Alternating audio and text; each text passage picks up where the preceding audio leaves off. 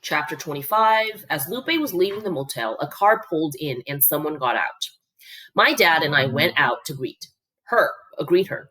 It was another immigrant. My mother's face softened when she saw it was a woman this time.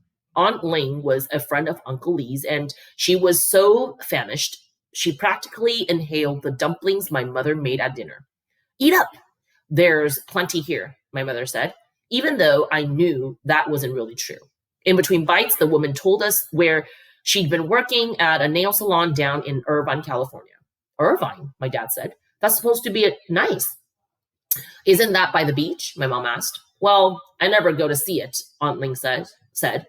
I spent the entire time hunched over, kneeling on the floor. She told us how she would hold the hands of wealthy American women as they complained right in front of her about their Chinese maids and how they were probably taking things because don't they all steal? It was like I wasn't even there. They didn't even see me, she said.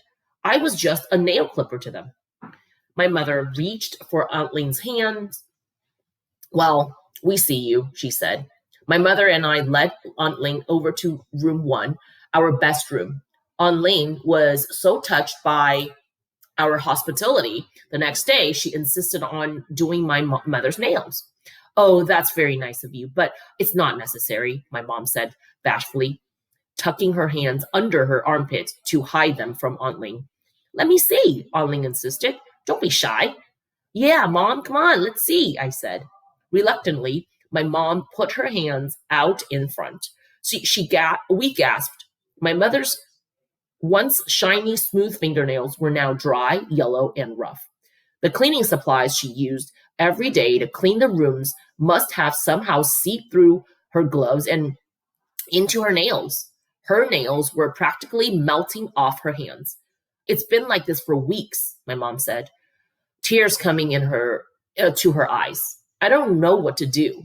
It's all that Ajax and bleach. Don't panic. I know just the thing, Aunt Ling said. She got up and went into the kitchen, where she grabbed a cut lemon from the fridge and baking soda from the cupboard. Next, she filled 2 bowls of warm water. She put the baking soda in the bowl and soaked my mom's hand in them. After half an hour, she lifted each hand up and scrubbed the nails with lemon.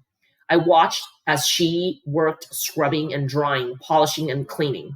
When she was finally done, the nails looked transformed. She was able to get rid of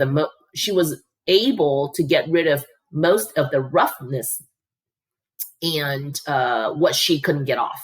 She covered up with a coat of glossy red nail polish. My mom was beaming. Quick, take a picture, my mom said. I smiled and kneeled down before her and Aunt Ling.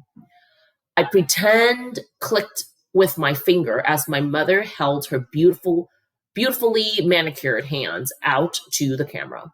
Eggplant, I said, as we waited for my mother's nail polish to dry. I asked Aunt Ling where she was heading to next. Sacramento, she announced. There are some new nail salons opening up there. You're going to Sacramento? I asked. One of the addresses from the ledger was in Sacramento. I leaped out of my chair and raced over to the front desk to get the ledger. Can you do me a favor? Can you swing by this address? I need you to check something for me. Aunt Ling promised she'd go by the address when she got up to Sacramento. If the Thunderbird were there, she'd call me right away. Before she left, she asked my mom whether she could tell any of her friends about the Cala Vista. They could really use a place to stay. Their boss gave them the boot, and they are living out of their cars, she said. Oh, that's hard, my mom said, grimacing. We'd been there. My parents exchanged a look. The only thing is our boss, Mr. Yao, my dad said. He lives right here in Anaheim.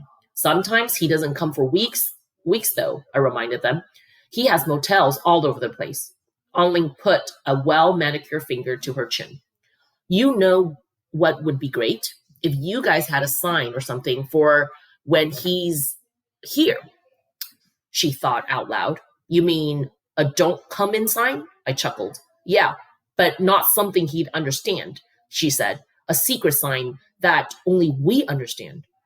I looked around the front desk. My eyes fell on an old blue Yankees baseball cap.